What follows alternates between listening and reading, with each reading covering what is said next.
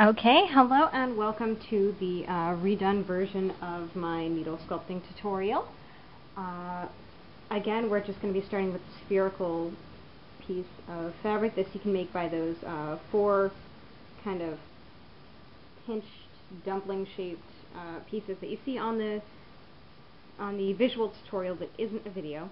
I'm going to answer a couple questions that I had gotten in my comments section after I put up the original tutorial and the original tutorial video, which unfortunately froze halfway through and wouldn't go on any further.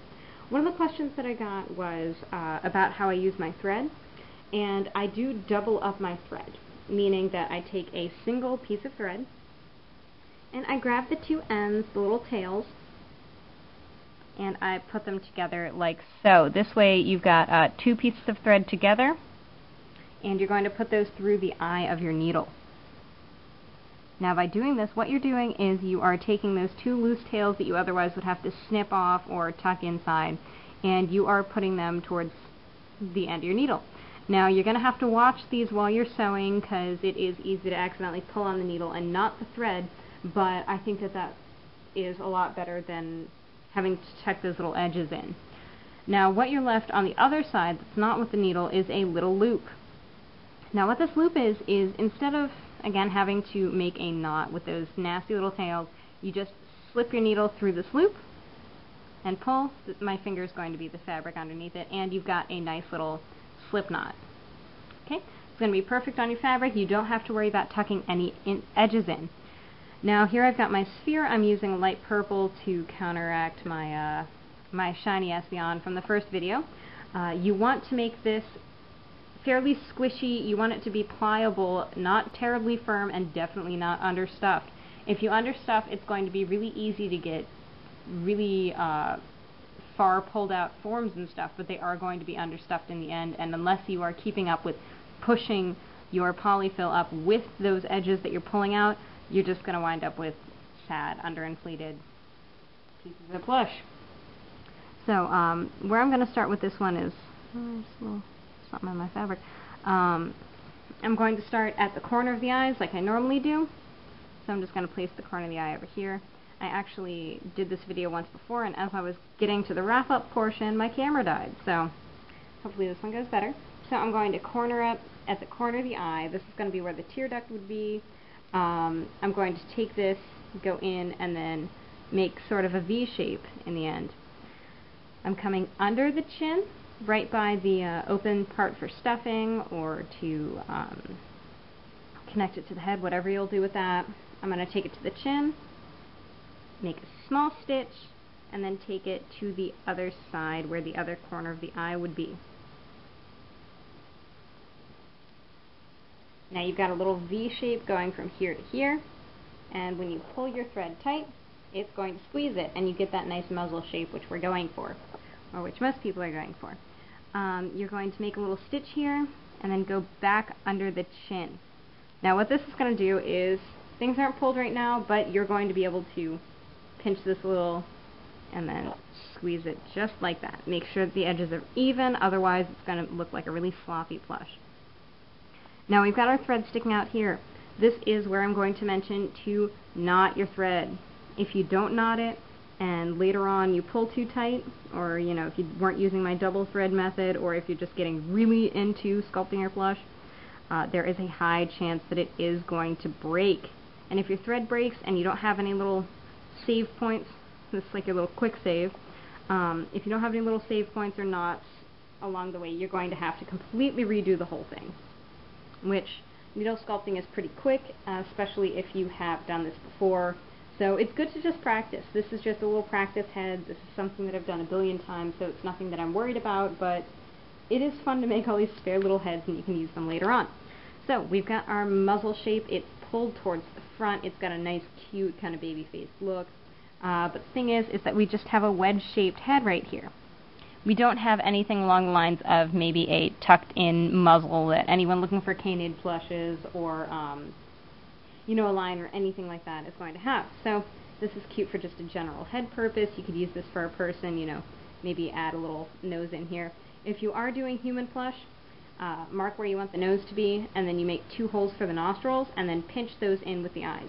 That's going to give you that little nose shape like you can see here, and then you can tuck around the nostrils. If anyone has any particular questions on that, feel free to PM me. Try not to message me on my YouTube account since I never go on here, aside from viewing videos or helping you guys out. So PM me on DeviantArt. This username fails, of course, or the same thing on Tumblr. If you want to follow me, I have a lot of random things that I post there that are more personal, like walking down the street sort of things. But anyways, back to this. We do have the knot under the chin, and that's securing the eyes and anchoring it under that chin. Now, no one's going to be looking under there, and you can even cover it up when you add the neck. So if you're planning on doing that, go really far in because no one's going to see it. Also, go really far in if you're looking to make a further out muzzle. So what we're going to go from here is we are going to be shaping that muzzle and adding the smile like on the Espeon in the still tutorial. So we're going to take the corners of the mouth and we're going to go there from the bottom of the chin. Okay, so we've got our corner of the mouth. This is pretty much in line with where I have my eyes. So we go here, going to make a stitch, and then go all the way to the other side. Needle sculpting is a lot about balance and symmetry, unfortunately, which is not something I'm great at all the time. So we go here, we've got our stitch here, we make a stitch here, and then we're going to pull it towards where we want the mouth to start, right in the center. There we are. Pardon the bust. Alright, so what we're going to do is we're going to help it along by pushing, otherwise you're going to get an uneven pinch. Push it that way, and then voila! See, we've got that nice, vaguely canted muzzle that a lot of people are looking for. Feel free to make this more extreme, go a little more understated. It's all about what you're doing. So, we've got it right where I want the tip of my mouth to be, and I'm going to go to the bottom of the lip where it hangs down most, get that kind of kitty mouth going on. And so that stitch is going to be visible. This one is not. This is just giving it a nice anchor point. You don't want to have the string going all the way from here to there because it's going to fall apart eventually. Smaller stitches are better. You could even go over this with a couple smaller stitches. It's all up to you. So I'm at the corner of the mouth here. I'm going to go down to where my little lip started and then back to the center of the mouth.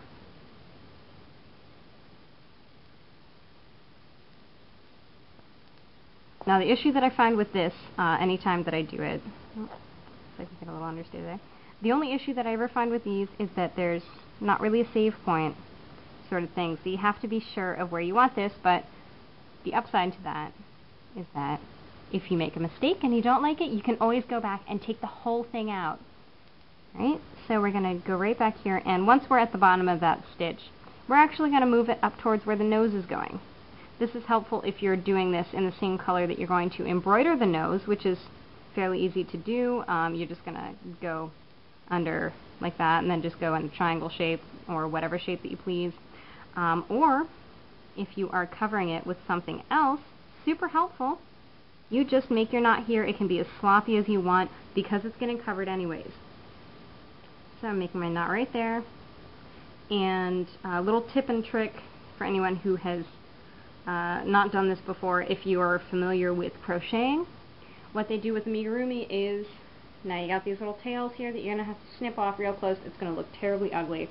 So what you can do, just take it, go back where your stitches after you've made all of those knots, and come out a little ways away.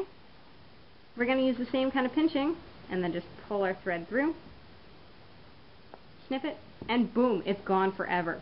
Now we have our nice muzzle shape right there. We've got a little smile. It looks nice from the side, as well as a nice place to put your eyes where the socket would be.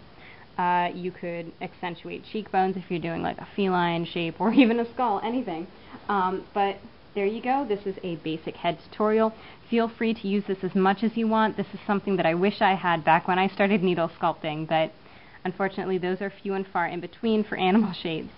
If you encounter anything like the chin being understuffed, which is the one problem that I have anytime that I do a mouth, you can gently kind of coax some of the polyfill there and strengthen that chin, because everybody likes a strong chin, right? And again, if you have any questions, drop something in my notes, PM me, do anything. You can always comment on my profile, but if you do that, then everyone sees whatever your personal problem is, and you might not care for that. So, happy sewing. I hope you enjoyed this tutorial, and I hope it's a real help to people who don't know